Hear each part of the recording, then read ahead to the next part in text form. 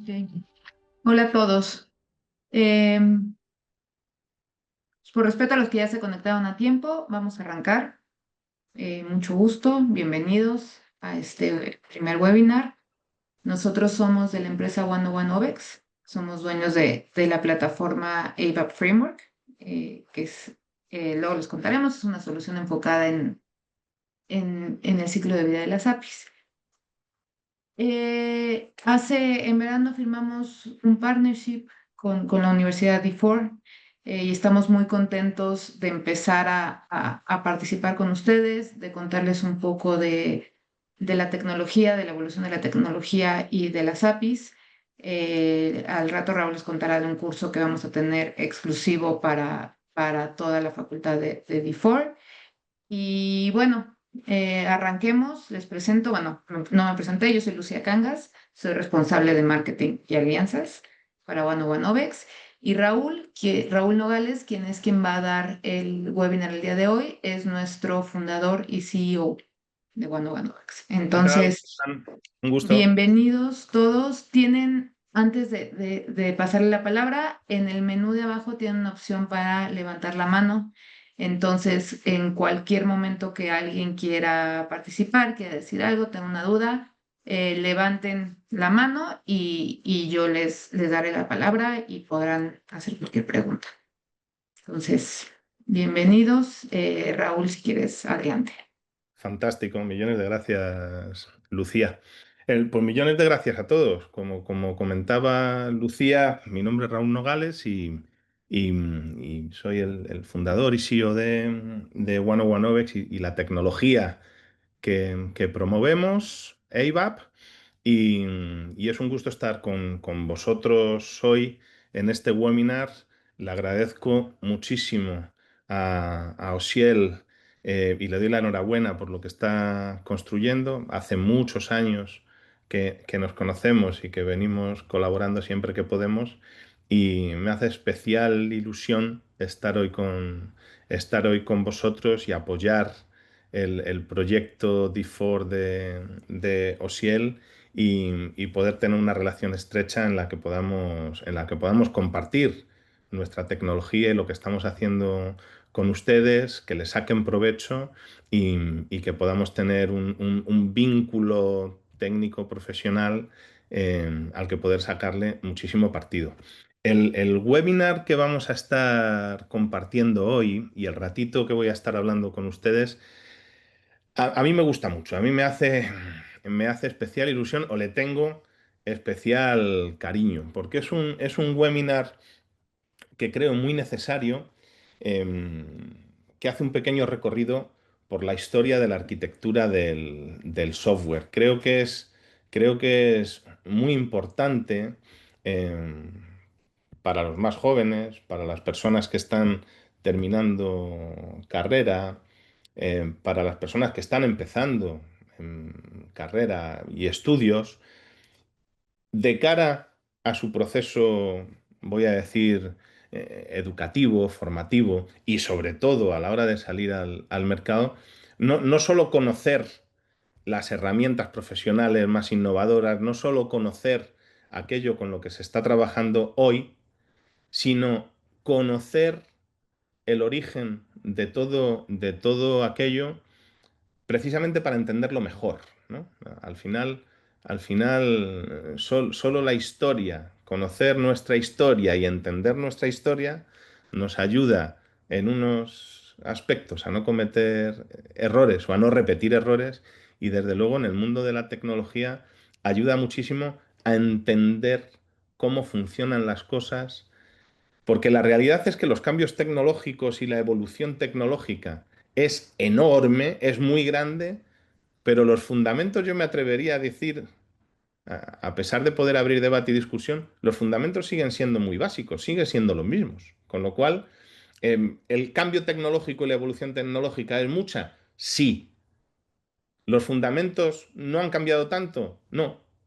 Con lo cual, entender muy bien de dónde venimos, que no es un espacio temporal tan lejano, y conocer por qué hoy las cosas funcionan como funcionan, a nivel técnico, a nivel ingeniería, a nivel construcción de software, da muchísimo, muchísimo valor. Y de alguna manera, pues esa es la pequeña charla que me gustaría tener con vosotros hoy y que comparto con vosotros hoy, ¿no? ¿Cómo vamos a dividir la agenda y cómo vamos a tener la agenda repartida? Muy sencillo. Vamos a tener esta pequeña bienvenida e introducción en la que ya estamos inmersos y vamos a recrear un recorrido histórico, puedo decir, pues desde eh, hace 50 años aproximadamente, a través de los fundamentos y la arquitectura del software y los modelos o arquitecturas monolíticas, pues al presente, a los modelos con los que se está trabajando hoy, al mundo de las APIs, a cómo funcionan y cómo se gestiona un ciclo completo de APIs y cómo la visión de lo que se hacía hace 50 años se ha ido transformando a lo que tenemos hoy.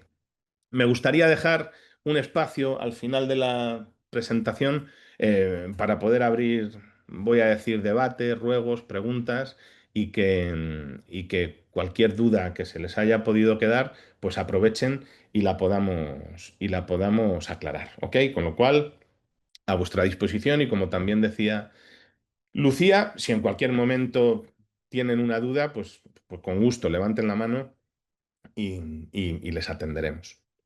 Antes de empezar, déjenme, déjenme que les diga eh, que tenemos un curso organizado, porque si no lo digo aquí al principio y lo repito al final, Lucía luego me regaña y me dice que se me ha olvidado, que se me ha pasado. Entonces, tenemos un curso organizado específico, concreto, para la gente de D4 que espero resulte atractivo y que de alguna manera viene a ser la continuidad y una continuidad no tipo webinar más teórica, sino la continuidad práctica de lo que hoy veamos. Evidentemente una continuidad práctica a partir del mundo de las APIs, ¿no? Pero es un curso creo que muy potente y muy atractivo donde van a poder conocer la última tecnología, la más innovadora y disruptiva respecto de lo que es la gestión del ciclo de vida de las APIs completa, que hoy veremos también en este webinar, desde el diseño y la conceptualización hasta hasta el despliegue y el consumo. Creo que es muy atractivo y además van a tener la oportunidad de compartir en ese curso tiempo, conocimiento y experiencia con uno de los cofundadores y padres de la criatura también, que es Rafa Ruiz, compañero y amigo, que va a estar dándome a mí soporte y que ahora lo tengo enfrente y me está mirando así con cara como de, no me habías dicho nada. Bueno, pues no, no le había dicho nada, pero me va a tener que ayudar porque hay determinados escenarios muy técnicos que me interesan mucho pueda compartir y que lamentablemente pues yo no manejo, con lo cual Rafa, que es la persona ideal para compartirlo, estará colaborando conmigo en ese webinar que se va a impartir, perdón, en ese curso que se va a impartir los sábados a partir del 11 de octubre, durante 8 sábados. Vamos a tener aproximadamente, son 6 sesiones o 6 jornadas de curso, una de proyecto y la última de presentaciones. Les invito de verdad a que puedan asistir, a que lo aprovechen. Creo que tiene muchísimo valor. Ahí tienen un QR para hacer la inscripción, totalmente gratuito y como digo, gracias a Osiel y a la universidad por crear y fomentar este vínculo de conocimiento y de aprendizaje.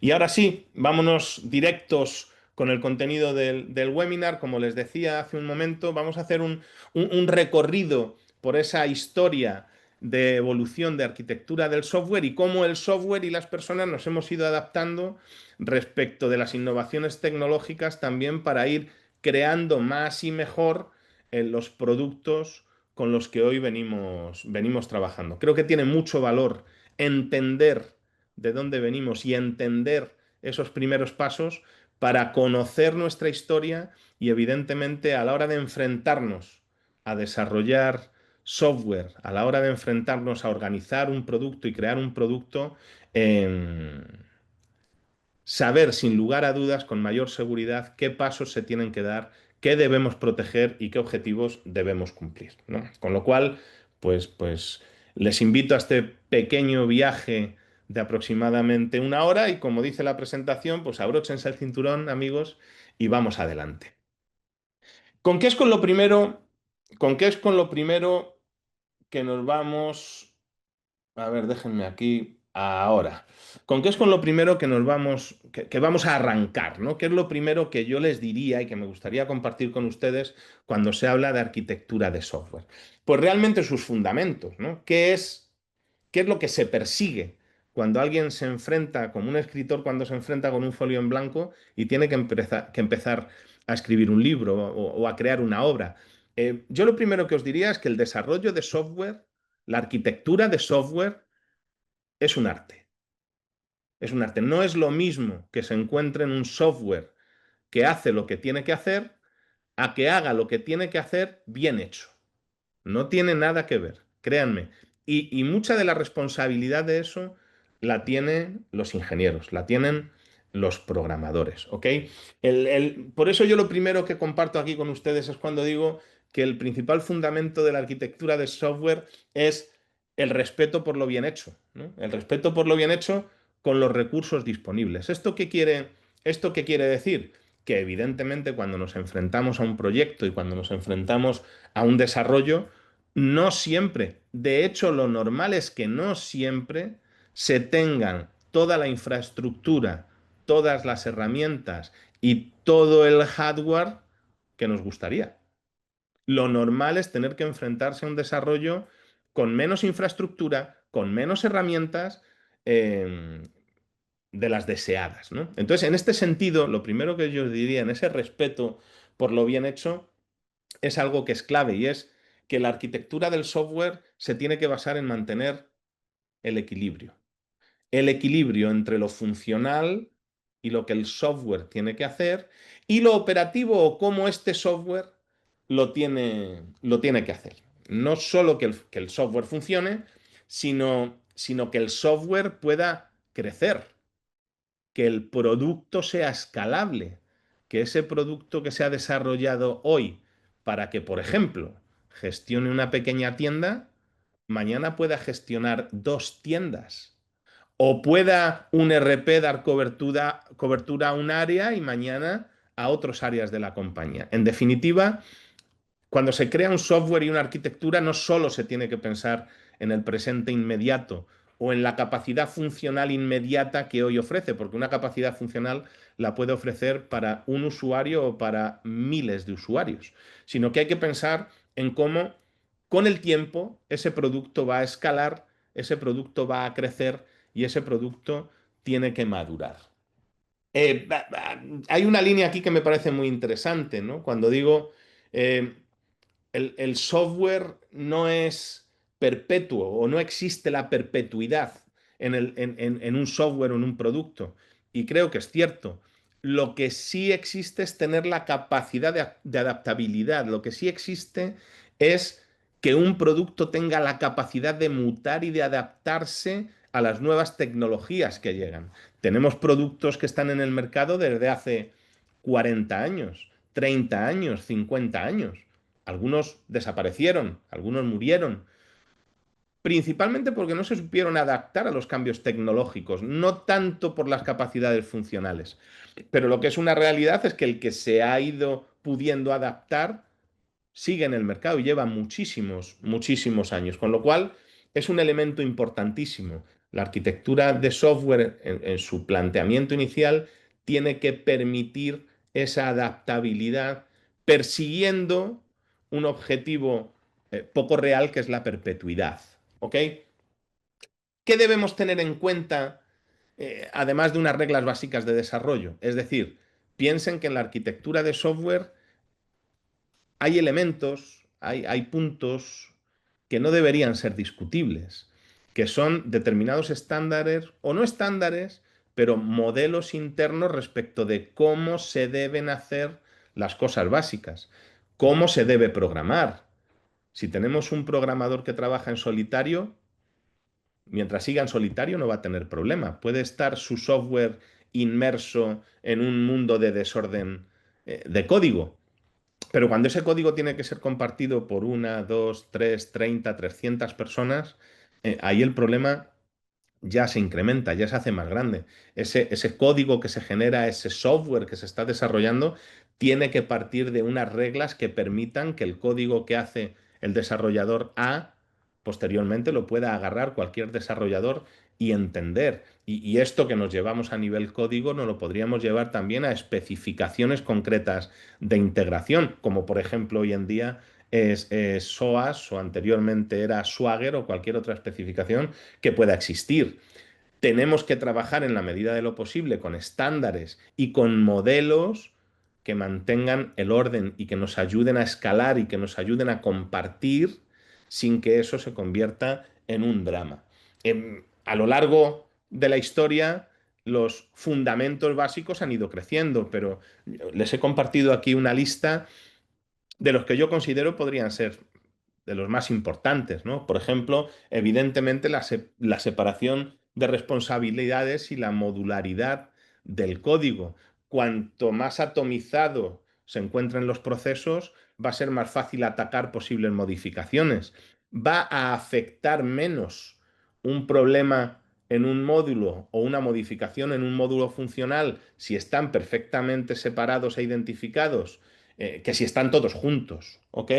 Y a partir de ahí, pues podemos hablar de la escalabilidad, que es algo también muy importante, porque también depende a la hora de escalar que sea más o menos traumático el crecimiento de ese software con base a su arquitectura. La seguridad, la capacidad de mantenimiento, etcétera. Esto es muy importante también. Piensen una cosa. Cuando ustedes están haciendo un software, desarrollando un software basándose en una determinada arquitectura, en condiciones normales van a tener clientes y en condiciones normales ese cliente va a evolucionar su software, va a evolucionar su producto. Pero al margen de eso, sin necesidad de que su producto evolucione, van a tener la necesidad de hacer mantenimientos. ¿Qué va a ocurrir en ese momento?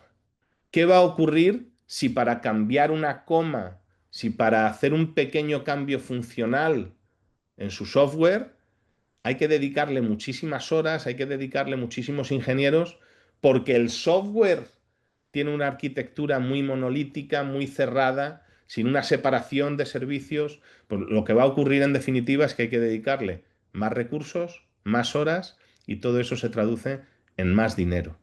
Y traducirlo en más dinero significa que para los clientes no solo tienen que invertir en el desarrollo de software, sino que el mantenimiento del software se convierte en una cuenta contable importante dentro de sus presupuestos. Y esto es algo que hay que intentar evitar. El mantenimiento de software hay que intentar que se reduzca. El mantenimiento de software hay que intentar que sea liviano, hay que intentar que sea rápido. Y que el mantenimiento de un software cumpla con todas esas premisas, créanme, la única manera de conseguirlo es tener orden, una buena arquitectura y un muy buen desarrollo de código. Si no, eso se hace imposible. Pueden tener una muy buena arquitectura, pueden tener todo muy atomizado y ayudará, pero si el código está desordenado, no está pulido, aunque haga lo que tiene que hacer, no será un buen código, no será un buen producto. Con lo cual, es importantísimo que tengan ustedes en la cabeza que un buen producto, un buen software, no solo tiene que hacer lo que se espera que haga, sino que por dentro lo tiene que hacer bien, lo tiene que hacer rápido, lo tiene que hacer ordenado, tiene que ser fácil de mantener, tiene que ser bueno a la hora de escalar. Y todo eso en su conjunto forma un buen producto, forma un buen software basado en una buena arquitectura. ¿Qué es lo que ocurría hace, voy a decir, 50 años? Pues lo que ocurría es que teníamos evidentemente menos tecnología que ahora, una tecnología diferente y una tecnología donde todo tenía una tendencia a la concentración. Y de ahí que se hable de arquitecturas monolíticas o monolíticos, donde los grandes protagonistas, los IBM, con sus 3090, 3270, lo que se llamaban mainframes, esas grandes computadoras, eran grandísimas cajas negras que tenían todo, todo. En un servidor se tenía toda la gestión de la compañía. Allí estaba el software completo, allí estaban los datos completos, todo se tenía ahí. Y todo presentaba un gran bloque, ese gran bloque monolítico, ¿ok? No existían PCs, no existía la microinformática, no existía la microcomputación, con lo cual, si todo existía en ese modelo, sí es cierto que el nivel de seguridad como la apertura al mundo no existía, pues era mayor, era más seguro, era más robusto, pero el acceso era más complejo, ¿no? Yo digo ahí, alguno pensará que en aquella época se vivía mejor, ¿no? Pues se vivía, voy a decir, con otros tiempos, ¿no? Porque había menos capacidad de hacer cosas en cualquier sitio, en cualquier lugar y en cualquier momento. Codificar y programar en el COBOL de la época o el Fortran o el lenguaje que fuera de hace 50 años era infinitamente más lento que ahora. El acceso a poder trabajar no era algo que pudieras hacer en tu casa, con lo cual se limitaba a los horarios corporativos y al trabajo en la oficina. Eh, y era otra manera de hacer, pero respetando, eso sí, o intentando respetar los mismos fundamentos. En ese sentido, en ese sentido, el equivalente a un mainframe o el equivalente a esas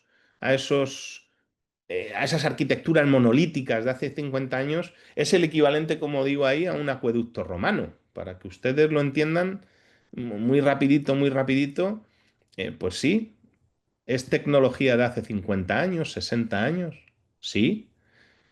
Se programaba con lenguajes que actualmente no se programa, incluso pocos conocen, sí. Pero la realidad es que en la actualidad, aún en muchos sitios del mundo y muchas industrias, siguen funcionando y siguen dando servicio. Porque lo que también es una realidad es que la arquitectura era tan robusta a nivel hardware y software que no fallaba.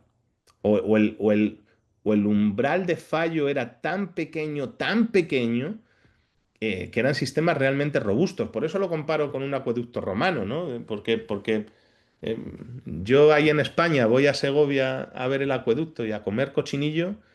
Y ahí sigue el acueducto en pie después de algunos miles de años, ¿no?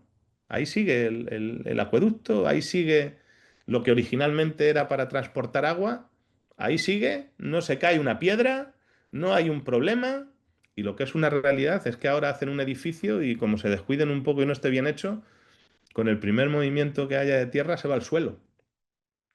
Quiero decir, hemos pasado de arquitecturas y sistemas monolíticos hiper mega robustos que podían aguantar toda la vida a tener modelos mucho más atomizados, mucho más versátiles, mucho más rápidos, con una capacidad espectacular para poder acceder a ellos, pero con muchísimos más riesgos de seguridad y me atrevería a decir que menos robustos,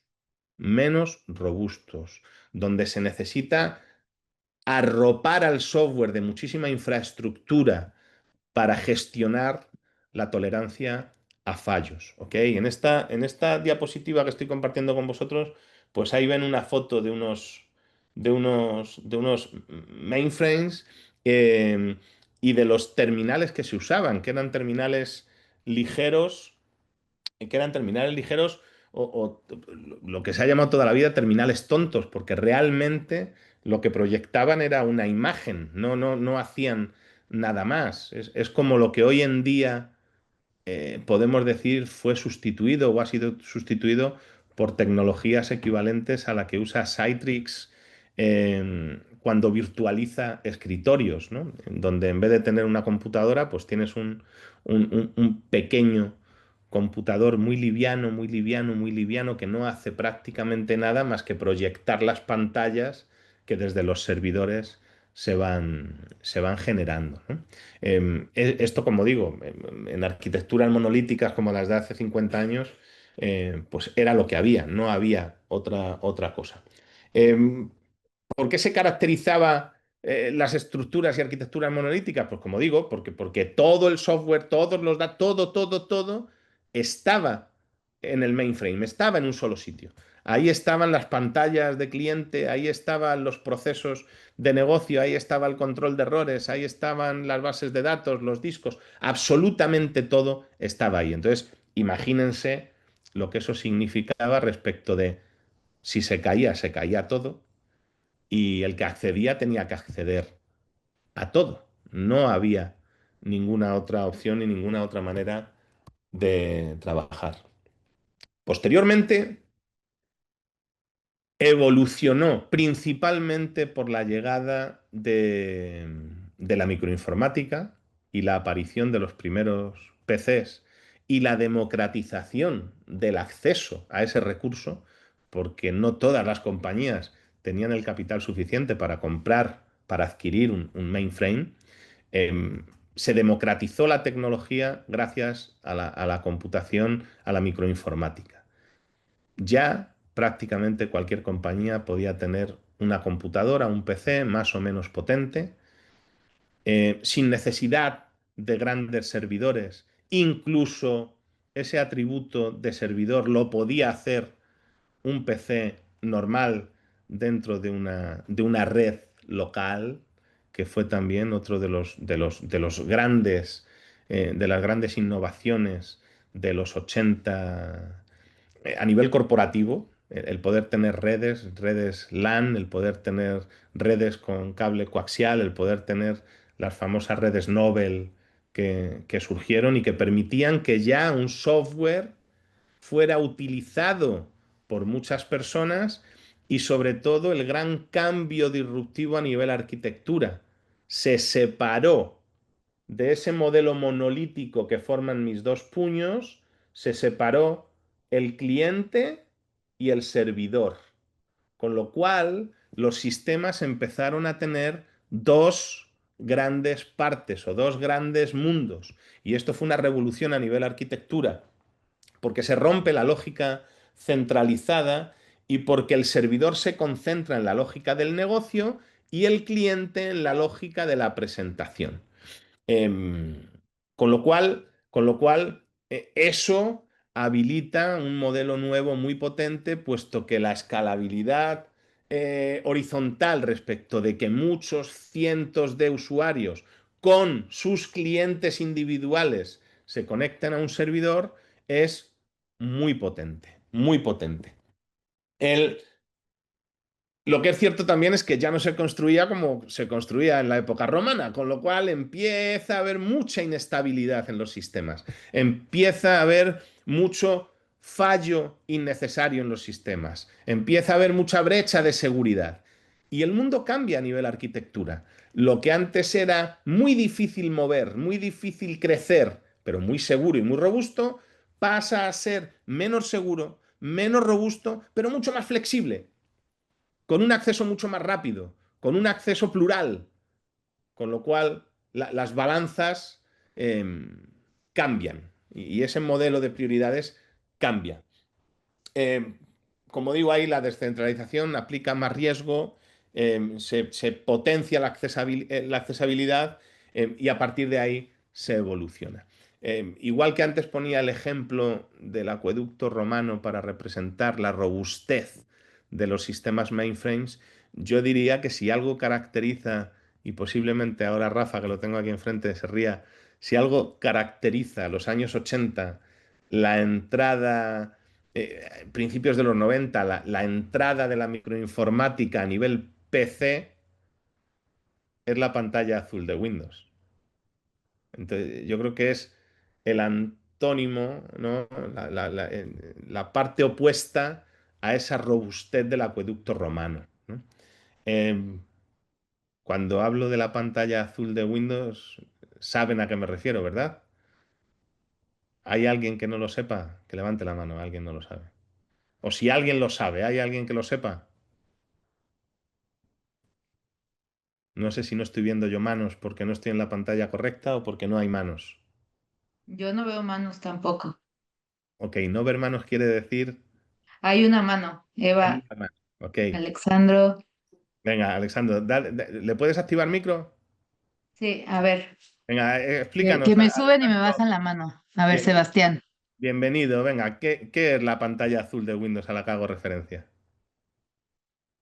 Estás en mute. ¿Lo puedes desmutear, Lucía? Ahí. Ya está. ¿Qué pasó, Sebastián? ¿Cómo estás?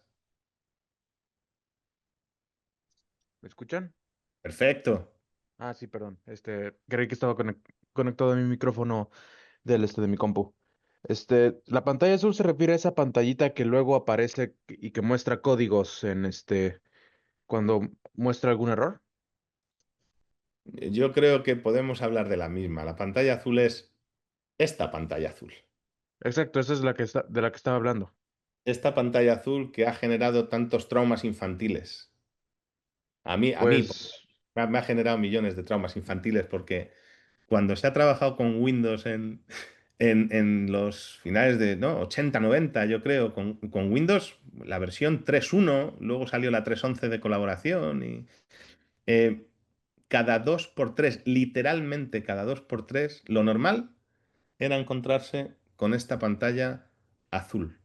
Generaba una cantidad de errores em, enormes, que gracias a Dios, evidentemente, con el paso de los años, eh, Windows en este caso, que lo pongo como ejemplo negativo, ha crecido muchísimo, ha hecho las cosas bien y evidentemente el sistema operativo es infinitamente más robusto, está mucho más maduro y, y no ocurre lo que ocurría.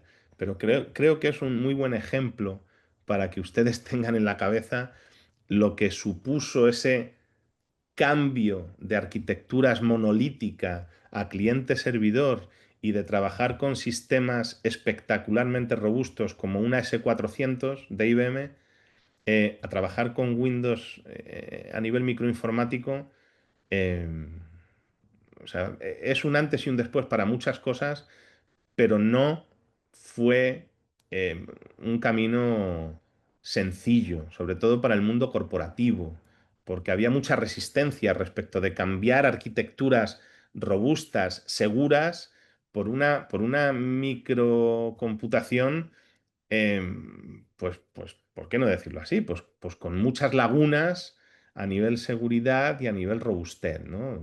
Y de ahí que haya muchas industrias, principalmente yo diría salud, seguros, banca, que hoy en día, incluso grandes retailers, hoy en día siguen trabajando con mainframes. Evidentemente cada vez menos, sí, pero hoy en día aún es un negocio la integración con mainframes, porque siguen funcionando igual de bien que lo hacían e igual de robustos. Y ya saben que hay un principio en tecnología que dice que si las cosas funcionan, no se cambian. ¿Ok? Entonces, la arquitectura cliente-servidor, pues nos abrió, gracias Sebastián, por cierto, millones de gracias, amigo. La arquitectura cliente-servidor nos abrió muchas puertas. Alguna que tuvimos que cerrar rápido y otras que fue un gusto entrar en ellas. Pero de hecho fue una transformación bestial porque a partir de ahí la evolución de nuevas arquitecturas que vinieron detrás como el trabajo en arquitecturas por capas, donde la arquitectura cliente-servidor de 2 capas se convirtió en, voy a decir, 3 capas o n capas, porque ya no solo estábamos separando la presentación de la lógica de negocio, sino que en un modelo posterior de 3 capas, allá por los años 90, también se separó la lógica del dato. Es decir, ya no se tenía en el mismo servidor la parte de proceso de negocio con el dato. Ya las bases de datos pasaron a tomar y a tener una entidad propia y a separarse, con lo cual el modelo cliente-servidor ya era por capas y ya entramos en una nueva era que enriqueció la gran transformación del cliente-servidor en cliente-servidor con lógica de negocio y capa de datos. A partir de ahí, pues se ha seguido evolucionando y se ha tenido transformaciones orientadas como SOA, los microservicios y APIs, donde yo me atrevería a decir que prácticamente se han perseguido la atomización de los procesos, es decir, convertir esos grandes procesos en flujos más pequeñitos y en microservicios para permitir la gestión, la administración, el control de esos pequeños microservicios de manera individual. Que si hay que tocar algo, se pueda tocar algo de manera individual. Que si tenemos que escalar algo, no necesitemos escalar todo nuestro software. Podamos escalar de manera individual desde entidades grandes como la base de datos a entidades más pequeñas como Kubernetes concretos o como procesos, microservicios e incluso dotar al elemento más pequeñito, a ese API, de mayor capacidad de explotación o no. Es decir, desde mi humilde opinión, desde mi punto de vista, yo diría que la evolución de las arquitecturas del software, partiendo en este caso de las monolíticas, tienen al gran elemento disruptivo y a la gran transformación en la arquitectura cliente-servidor. Y a partir de ahí, el resto de evoluciones o el resto de transiciones, yo diría que ha sido evoluciones o mutaciones muy atractivas, de muchísimo valor, que han ido enriqueciendo y acompañando el gran cambio de arquitectura cliente-servidor según la tecnología nos iba ofreciendo nuevas oportunidades.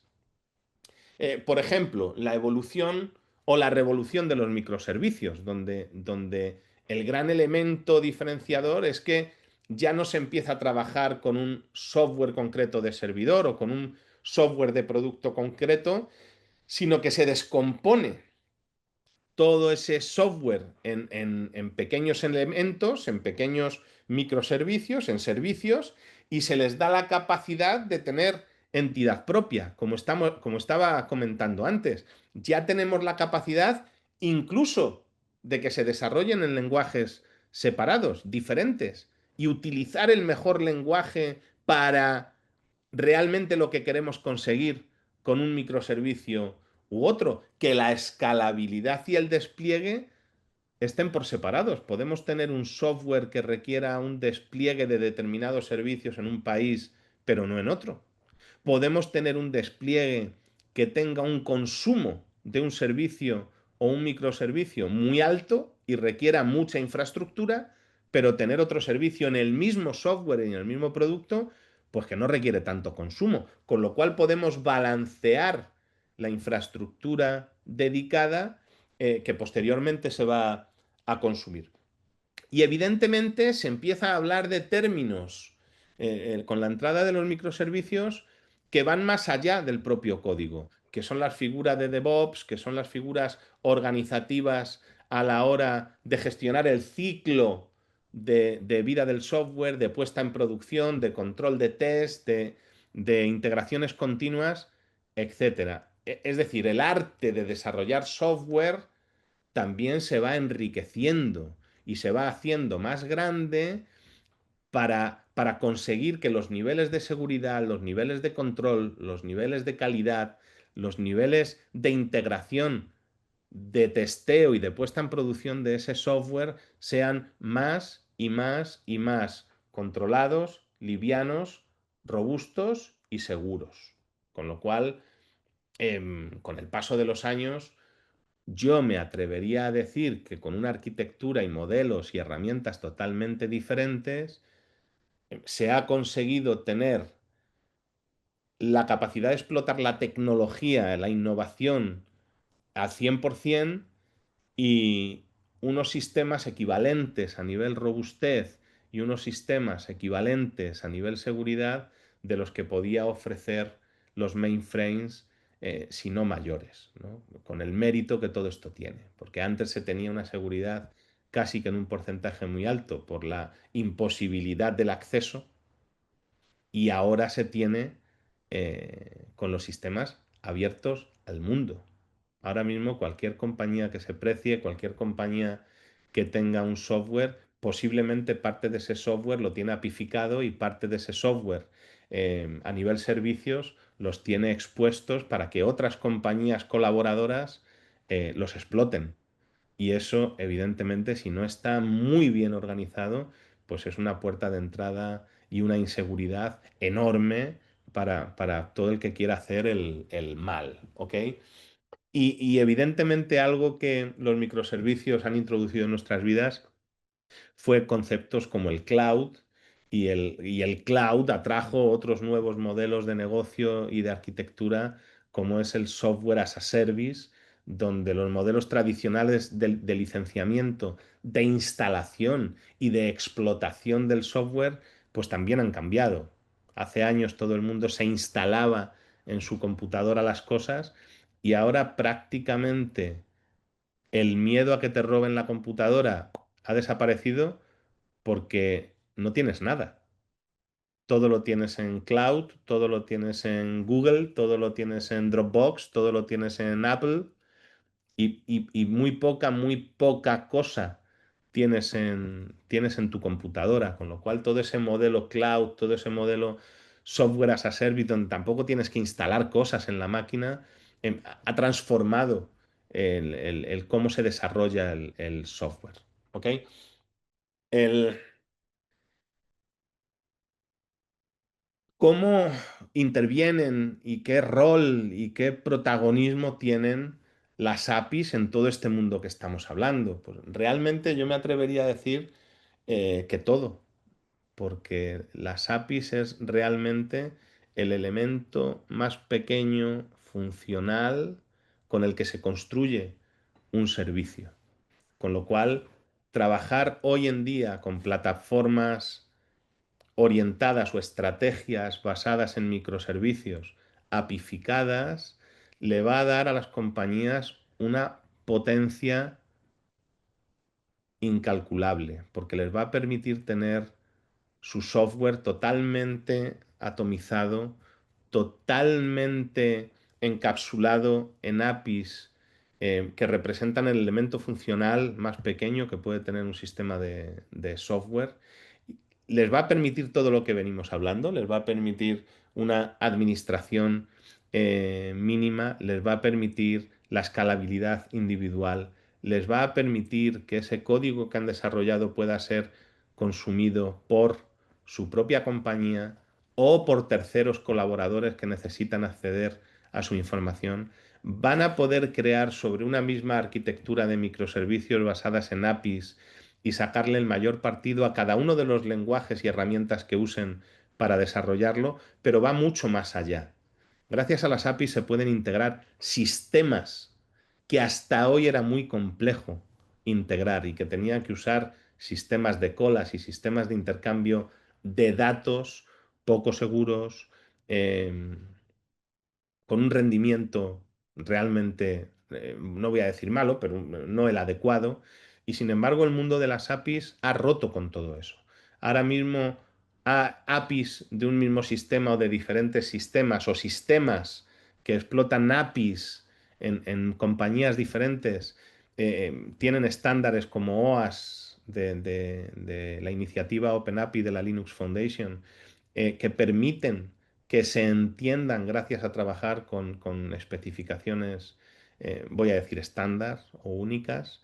Y el mundo de las APIs realmente hoy es el que está dominando el desarrollo del software. Hoy podemos hablar de iniciativas y de estrategias API First o de productos API First, donde lo que prima es entender que ese producto, ese software, ya se diseñó, ya fue concebido pensando en un modelo de microservicios y desarrollo y construcción de APIs. Los microservicios sin APIs no dejarían de ser cajas negras, como digo ahí, no sería viable, no se podrían consumir, no se podrían conectar, no sería posible sacarles partido. Con lo cual, cuando se habla de microservicios, estamos obligados a hablar hablar de APIs. Y cuando se habla de estrategias basadas en microservicios, estamos hablando de estrategias que van a estar basadas en arquitecturas API First o que van a estar basadas en arquitecturas basadas en APIs. Las APIs dotan a las plataformas de modelos orquestados, porque además las APIs permiten a los sistemas que sean administrados de una manera donde el conjunto de APIs se puede transformar en flujos y podemos administrar flujos, la concatenación de APIs, y donde esos flujos luego los podemos transcribir o convertir en procesos, y esos procesos los podemos orquestar. Es decir, lo que antes era una pieza de software, una función, una funcionalidad, hoy en día son muchas pequeñas piezas que hacen cosas, como por ejemplo un API de login, un API de compra, un API de gestión de almacén, un API de alta de cliente o un API para el pago. Y todas esas APIs nos permiten hoy en día crear flujos y nos permiten concatenar APIs que hagan algo mayor. Es decir, nos permiten trabajar con el elemento más pequeño y convertirlo en un elemento intermedio, en un flujo. Que un flujo no deja de ser la concatenación de APIs que tienen una entrada y que devuelve una salida. Pero ya no solo hablamos de el API que gestiona la compra online de un producto, sino que hablamos del flujo de compra. Y el flujo de compra interviene el API que mete un elemento en el carrito, el API que te presenta el carrito, el API que te presenta la compra, el API que te da puntos. Un flujo.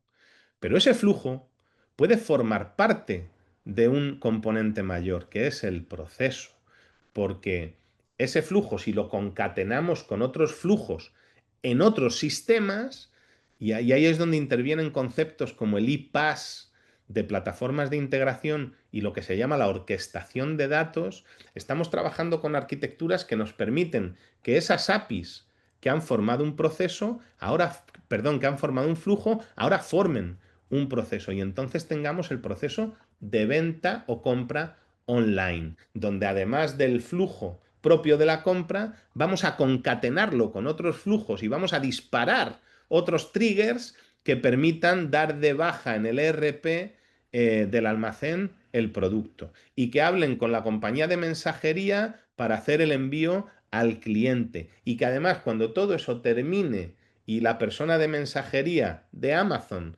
diga en su pad que acaba de entregar el producto, al cliente le llegue una encuesta de satisfacción.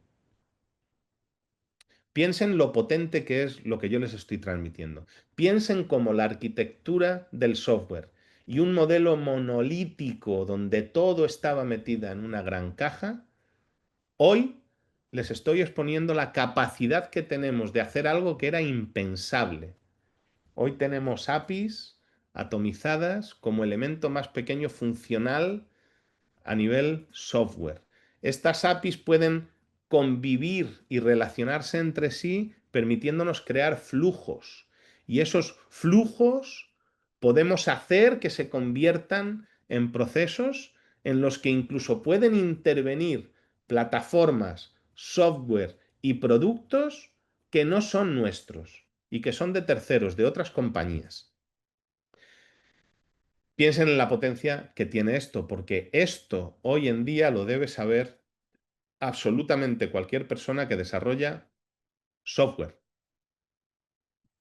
Es imposible que alguien que desarrolla software hoy en día no tenga estas capacidades, no tenga este conocimiento. Ya no digo el conocimiento de desarrollarlo, digo el conocimiento de plantearlo, el conocimiento de poder dibujarlo, de hacer un mapa de arquitectura, de hacer un mapa de diseño de software, que esa es la parte artística o la primera parte artística de un producto.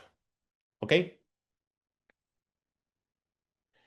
Me gustaría compartir con vosotros en este ratito que queda, que yo no creo que no vamos mal de tiempo, me gustaría compartir con vosotros hoy en día, después de este pequeño viaje y recorrido que hemos hecho por la historia de la arquitectura de software y la evolución de las diferentes arquitecturas de software o las principales, el ciclo de vida de un API, de manera muy sencillita. Es decir, ¿cuál es el ciclo de vida que tiene un API dentro de lo que es el desarrollo de software y la arquitectura que va a administrar o a manejar todo ese software, todo ese producto?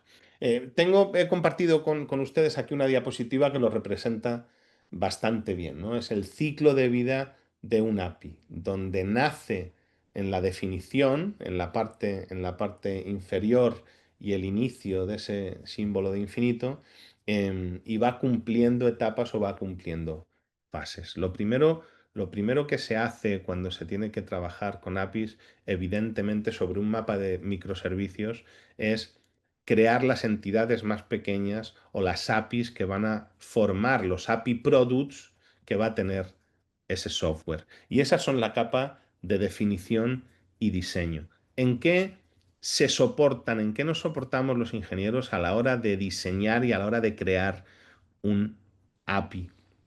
Hoy en día, y desde hace ya tiempo y desde hace años, se viene trabajando con estándares o con el equivalente a estándares, muchas veces no reconocidos, pero sí usados por la inmensa mayoría del mercado, como pueda ser Swagger hace años o OAS, que es la evolución de Swagger a través de la Linux Foundation y de la iniciativa OpenAPI, que además tenemos el orgullo y el honor de participar y tanto Rafa, nuestro sitio, como yo formamos parte del board técnico y del board directivo, compartiendo mesa con gente de Google, con gente de MuleSoft y con los líderes del mercado y las cabezas pensantes, ¿no? Con lo cual nos da una inyección de responsabilidad y una inyección como digo, de agradecimiento fantástica.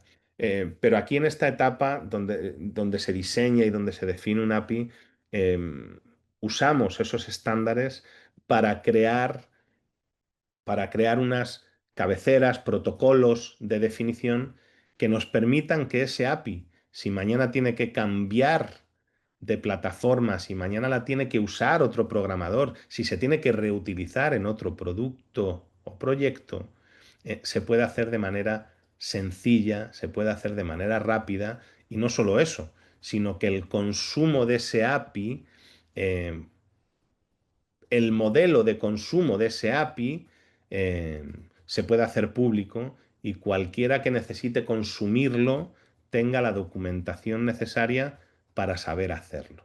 Y esa es la primera capa o la primera parte respecto del ciclo de vida de un API, que es la definición, el diseño, para posteriormente pasar a la construcción y la implementación, esa parte de build, de construcción, donde ahí pues tienes que agarrar el lenguaje más adecuado para hacerlo. Nosotros, que llevamos años trabajando con nuestra tecnología ABAP, en este punto tuvimos una gran reflexión cuando creamos la compañía, porque eh, queríamos crear una tecnología que hasta hoy no existía en el mercado.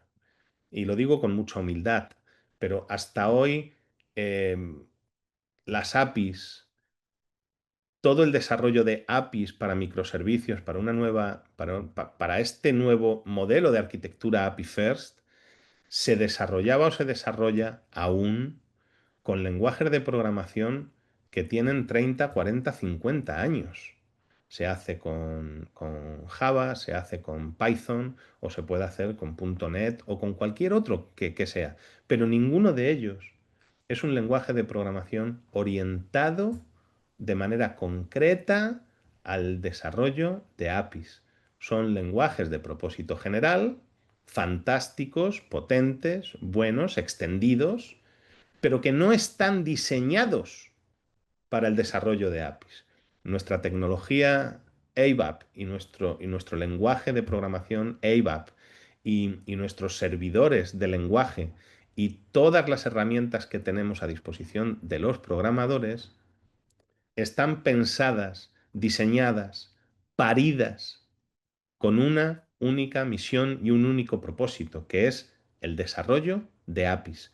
Facilitar, ayudar a que las APIs se desarrollen rápido, mejor, más seguras y totalmente integrada en su ciclo de vida total.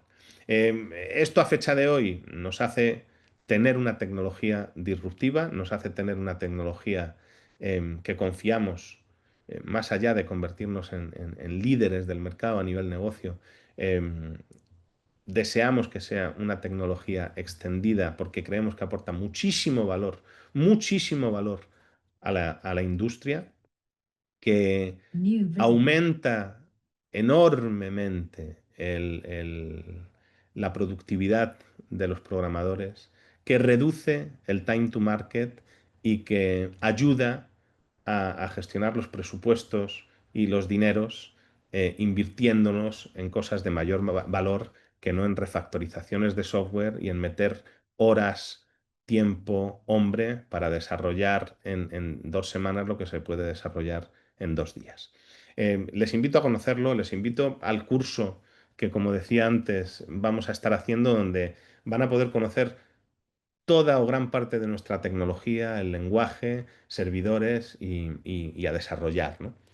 A partir de aquí, el ciclo de vida de las APIs, cuando ya se han implementado, se están desarrollando, tienen que sufrir test, tienen que sufrir eh, stress testing, tienen que ser probadas y tienen que pasar por todo un ciclo de securización y de despliegue. Al final, el API, cuando se termina de desarrollar, no deja de ser, dicho mal y pronto, un componente que se pone a disposición de los que tienen que consumirla, ya sea porque los que la consumen son ingenieros que están desarrollando un software mayor que explota esas APIs, o ya sea porque esas APIs tienen la misión de ser expuestas a una tercera parte, a proveedores o a clientes que la vayan a explotar, ¿no? Como hoy en día hacen infinidad de plataformas, como hace Stripe si te quieres conectar a ellos para tener un medio de pago,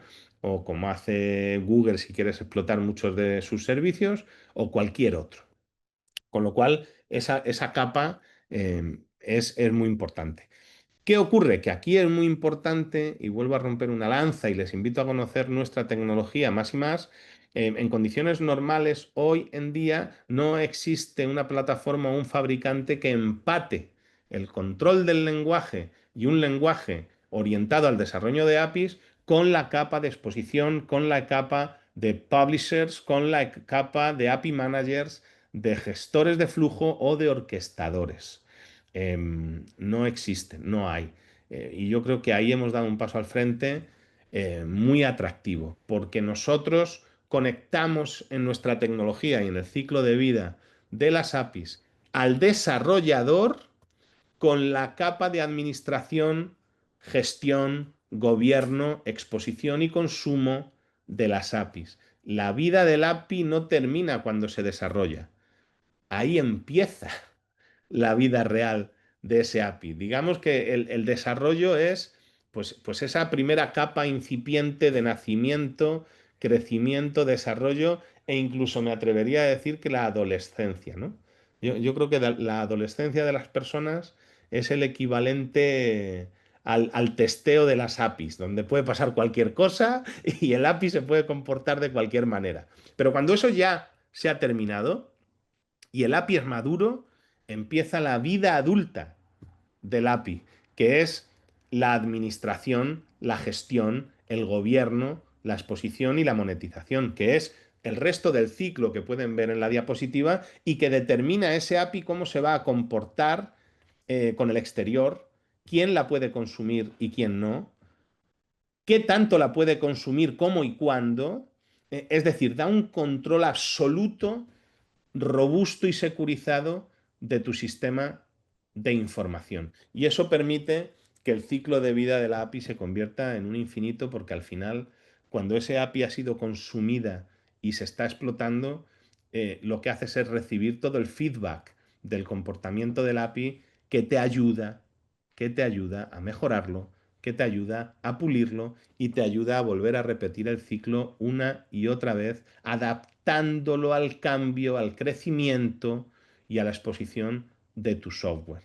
Es decir, este ciclo continuo es el que permite que una arquitectura de software moderna basada en microservicios sea flexible, sea escalable y en su conjunto haga que un producto y un software esté mejor o peor diseñado. El- yo les diría que antes de terminar, les recuerdo de nuevo el curso. Aquí les dejo el QR antes de entrar en una etapa para estos últimos 25 minutos, pues de ruegos, preguntas, de compartir experiencias, de que ustedes me cuenten y como digo, podamos terminar este webinar enriqueciéndolo con las preguntas que tengan y las experiencias que quieran compartir y emplazarles al curso que creo que va a estar muy, muy atractivo. eh, de arquitecturas modernas y desarrollo con APIs virtuales. ¿Ok? Así que si les parece, yo creo que aquí eh, me pongo a vuestra disposición y, y pregúntenme las dudas que hayan podido tener, las curiosidades que tengan y con esto pues damos fin al webinar y, y les agradezco muchísimo el haber participado. A ver, ya tenemos manos levantadas, Raúl. Dale, Déjame. Alessandro. Sí, yo quería preguntar sobre... Nos explicó las ventajas de las APIs, pero imagino que también tiene desventajas incluidas con ellas. Todo lo que tiene ventajas, todo lo que tiene ventajas, tiene desventajas, evidentemente. Yo creo que, como tengo a Rafa aquí delante, también le invito a que participe, pero yo diría que la desventaja, si lo queremos ver así, de arquitecturas basadas en microservicios y APIs, es que obligan a ser más ordenados de lo que obligaban otras arquitecturas. Obliga a ser más ordenados porque el software en general tiene que estar más ordenado, ya que no se trabaja con una única entidad, se está trabajando con cientos de pequeñas entidades, con lo cual las políticas, el gobierno que aplicas en un software no lo estás aplicando para una única pieza o para dos piezas, lo estás aplicando individualmente para cada una de las piezas. Em, eh, Esa ventaja que te da el tener mayor control, esa ventaja que te da el tener un control absoluto, una seguridad, una flexibilidad individual, evidentemente también te da ese trabajo de orden, ese trabajo de rigor y ese trabajo individual que se multiplica eh, en volumen, ¿no? Del lado organizativo, voy a decir, sinceramente, a nivel técnico, a nivel arquitectura, no sabría decirte una desventaja. No sabría decirte una desventaja. Técnico, creo que a nivel técnico no la tiene. Y posiblemente la desventaja que te podría decir la solucionamos con ABAP. Porque la desventaja que tiene o que podría decir del mundo API o de las arquitecturas API First o de los modelos de arquitectura hoy en día es que intervienen en un stack completo, intervienen muchísimas tecnologías. La tecnología de arquitectura del cloud con el que lo vas a exponer, el orquestador, el API Manager, uno es de un fabricante, otro es de otro fabricante. El lenguaje no es de ningún fabricante, o si es de un fabricante, posiblemente es de un fabricante diferente al que tiene el API Manager y la capa de exposición. Es decir, toda esa parte que yo sí diría es un poco inconveniente porque tienes que tener equipos multidisciplinares, porque tienes que tener muchos equipos donde sepan de cada cosa individualmente, de fabricantes diferentes, una relación para un corporativo que tiene software muy grande con muchos fabricantes y muchos proveedores. De alguna manera, esa es la parte que nosotros deseamos cubrir, esa es la parte que nosotros queremos brindar. Ten una tecnología única para todo lo que es la gestión y el ciclo de vida de las APIs. Trabaja con un lenguaje parido y diseñado para eso. Yo creo que a ninguno de los que estamos hoy aquí en el webinar se nos ocurriría, si yo les digo que tenemos que hacer la web nueva de D4, a ninguno se nos ocurriría hacerla en C. A nadie. Uno podrá decir que la quiere hacer en HTML y el otro podrá decir que la quiere hacer en Node y alguien diga, bueno, pues si la hacemos en Node, la hacemos en React. No lo sé. Pero a nadie se le ocurriría decir que la quiere hacer en C. Si mañana tenemos una conversación con Elon Musk y nos dice que nos contrata para desarrollar el módulo de las balizas del cohete que se conectan al dashboard para medir la intensidad y temperatura del motor, pues posiblemente a todos se nos ocurriría hacerlo en C. E incluso al que tenga más edad, hasta en ensamblador. Pero a nadie se le ocurriría hacerlo en HTML. Porque los lenguajes, la inmensa mayoría de lenguajes, tienen un propósito y están orientados a un propósito. Evidentemente, luego existen lenguajes de propósito general conocidos por todos. En el mundo API no existía un lenguaje orientado de propósito concreto al desarrollo de APIs. Y eso es lo que hacemos con ABAP y nuestra tecnología. Y además de todo eso, permitimos una conexión completa de todo el ciclo de vida que creo era una de las partes negativas que pudiera tener la arquitectura y que nosotros nos hemos preocupado por cubrir, ¿no?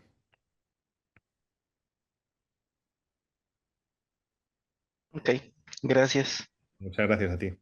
Más cosas. Quisiera añadir una desventaja que personalmente noté, que como usted dice, la complejidad y que en sí se ocupa experiencia para poder realizarlo, sería el costo de implementación y asimismo de mantenimiento de las APIs. Pero porque se te hace que el costo y el mantenimiento es alto. Sí, asimismo como es complejo, a mí me hace lógico que va a ser costoso, va a ser. Mira, te invito, Alejandro, no sé si pensabas ir al curso del que estaba hablando, pero te invito a que vayas y me comprometo que Lucía no se olvide y no nos olvidemos ninguno, me comprometo después del curso a volver a hacer esta pregunta que estás haciendo ahora y a responderla. Pero no a responderla yo, sino a que la respondas tú. En vez de hacérmela tú a mí o hacer la reflexión tú, me vas a permitir, por favor, que te la haga yo a ti y tú respondas. Porque me parece que tiene mucho valor lo que estás diciendo y creo que es otro de los grandes atributos que nuestra tecnología tiene. Nuestra tecnología ha creado el concepto de API virtual y uno de los atributos que tiene es que a la hora de codificar el lenguaje está pensado para que el ingeniero no necesite tener grandes conocimientos técnicos. De hecho, se puede programar sin conocimientos técnicos y una persona más pegada a la parte funcional, más pegada al proceso, podría desarrollar las APIs y algo infinitamente más atractivo derivado de tu pregunta a nivel costos. El mantenimiento de las APIs es infinitamente más sencillo de lo que hoy se puede hacer en el mercado con cualquier otra tecnología. Hasta el punto de que hoy cualquier plataforma, corporación, desarrolladores que trabajan con, por ejemplo, Java o Python o .NET y tienen una actualización del lenguaje o tienen una actualización de seguridad en el servidor del lenguaje, tienen y están obligados a recompilar todas sus APIs si quieren estar al día con los sistemas. nosotros en ABAP tenemos una arquitectura y tenemos un modelo en el que eso no es necesario. Se tienen que actualizar las APIs cuando han sufrido un cambio funcional, pero todas las mejoras a nivel lenguaje, a nivel especificación del lenguaje, a nivel infraestructura, no afectan al código. Esto ahorra a las compañías millones de dólares. Esto ahorra a las compañías millones de dólares. Y ligado a la pregunta que tú haces, esto permite que equipos de desarrollo que invierten muchísimo tiempo en reprogramar y recompilar código que no ha cambiado funcionalmente, dejen de hacerlo.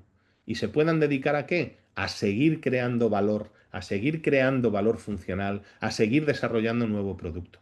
Por eso creo que es muy importante tu pregunta y tu comentario, y te invito a que de cara al siguiente curso que estábamos diciendo, sea yo el que te lo pregunte, y después de haber asistido al curso y de entender y conocer cómo ABAP lo ataca y lo hace y lo soluciona, tú me des tu respuesta. A ver qué te parece. Ok, me parece perfecto. Muchas gracias. Igualmente. Sí, Sebastián, ¿tienes la mano levantada o era la de antes? La acabo de levantar. Fantástico. Pues dime, amigo. Bueno, esto que ahorita que mencionó de que es mucho más fácil programar me despertó la duda. Digo, a comparación de otras, bueno, aquí en 4D en algunas clases ya hemos tomado un poco de código, digo, lo más básico. Tomamos C++ y un poco de código de, de videojuegos, muy sencillo, nada, complejo, digo, pero sí me despertó la duda, digo, sus, com- sus APIs comparados con otros lenguajes, como qué tan, sencillo o diferente es, sí, para dar un ejemplo. Pues mira, déjame que te ponga un ejemplo que tenemos, como se suele decir, recién salido del horno, de una conversación que hemos tenido esta mañana haciendo una demo para la compañía más grande del mundo japonesa a nivel servicios de tecnología.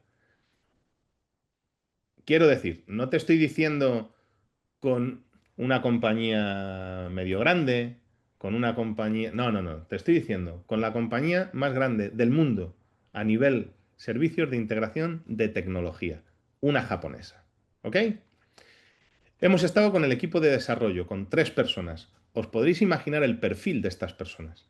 Personas de en torno a los 45 años, 40, 45 años, con muchísima experiencia en desarrollo, con muchísima experiencia y conocimiento de lenguajes, de arquitecturas, de modelos, con todo, trabajando en proyectos internacionales. Bueno, pues cuando han terminado la demo, nos han dado la enhorabuena y literalmente les puedo decir, nos han dicho, nosotros trabajamos con, ahora mismo en unos proyectos con .NET y toda la infraestructura y productos de exposición de Microsoft Azure. Desarrollar un API, montar lo que se necesita para desarrollar ese API, consumir ese API, un API normal que tenga una lógica de negocio básica y que explote una base de datos o bases de datos, podríamos estar tardando en torno a los 2 días, incluyendo el despliegue y el consumo del API. Ese mismo API hemos hecho que forme parte de la demo, una demo de 45 minutos.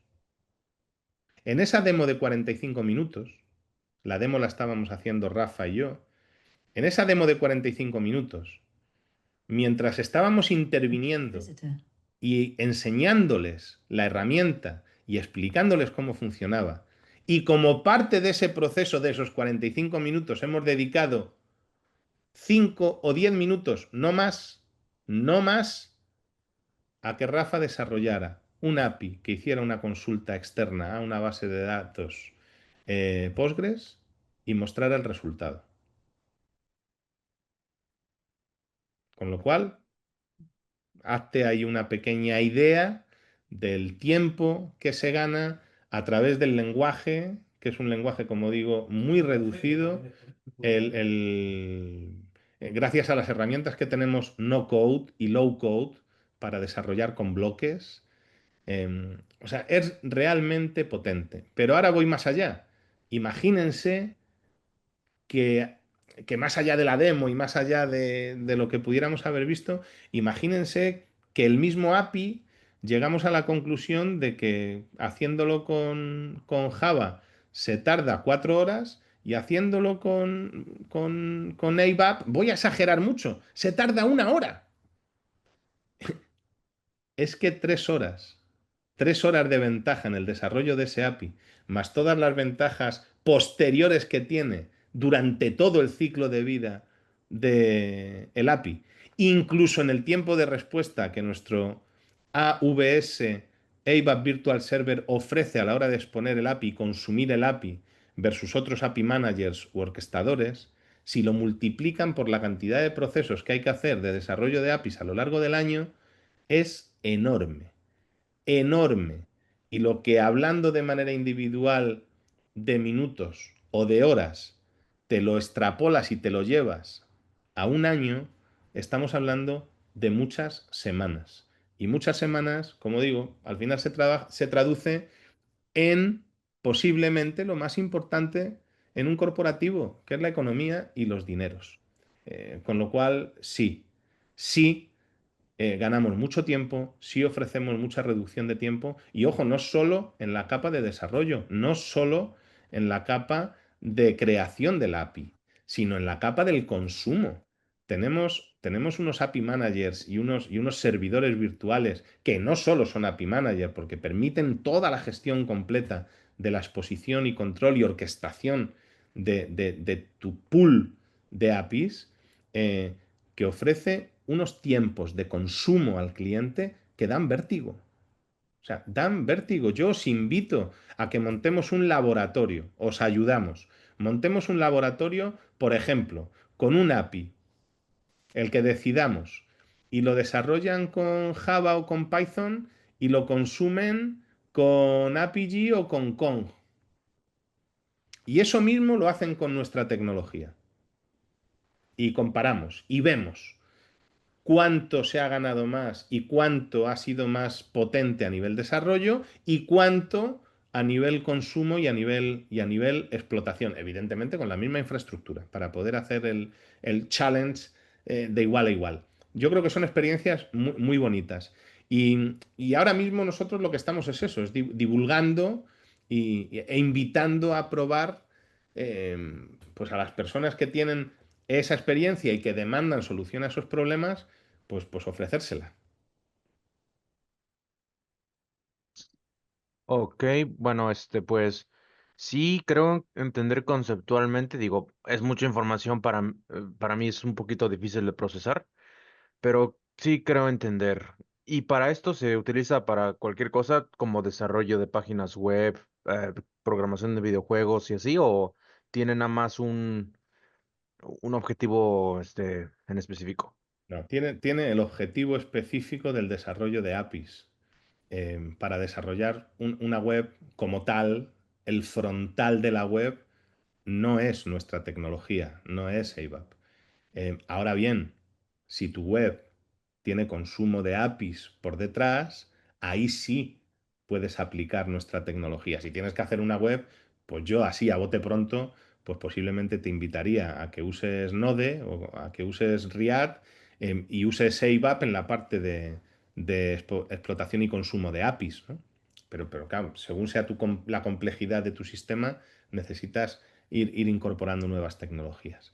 En la parte de videojuegos, exactamente igual. No sé con qué herramientas de desarrollo de videojuegos estáis trabajando, pero ya sea con un Game Maker o ya sea con herramientas de videojuegos, voy a decir, más potentes para desarrollo de videojuegos 3D, etcétera, ocurre lo mismo. Estas plataformas tienen sus propios motores y tienen sus propios sistemas de generación de generación del código y del producto. Pero si necesitas explotar APIs al margen de eso, una buena alternativa es evidentemente usar ABAP para todo lo que sea APIs. Como digo, al final, cualquier sistema que necesite APIs, yo creo que la mejor alternativa vamos a ser nosotros.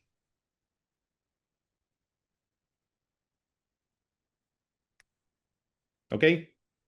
¿Más preguntas? ¿Alguien tiene alguna cosilla más para estos últimos 8 minutos?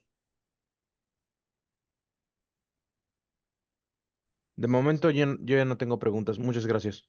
Fantástico. Pues permítanme que me despida. Le doy las gracias a Lucía por la intro. Le vuelvo a dar las gracias de todo corazón a mi amigo Osiel. A ver si nos vemos pronto. Enhorabuena por el Raúl, proyecto. Sí. perdón que te interrumpe, voy a darle la palabra. También Osul levantó la Ahí mano. ahí me apareció, ahí me apareció, por Hola, supuesto. Sí. ¿Qué pasó? hola, ¿qué tal? Oye, Hola, pues Ociel. soy Ociel, pues básicamente para agradecerte. Gracias a ti, caballero, gracias a ti. Y enhorabuena por el proyecto de D4, que cuanto más lo conozco y cuanto más profundizamos en él, más atractivo me parece. Pues muchísimas gracias, Raúl, y seguimos en contacto. Por supuesto, claro que sí, claro que sí. Gracias, Ociel. Listo, Sí. pues como les decía, millones de gracias a todos. Espero que les haya resultado interesante este webinar. Les emplazo al curso, les invito a que se sumen y avancemos, avancemos y a vuestra disposición. Millones de gracias. Bye. Gracias, bonita tarde.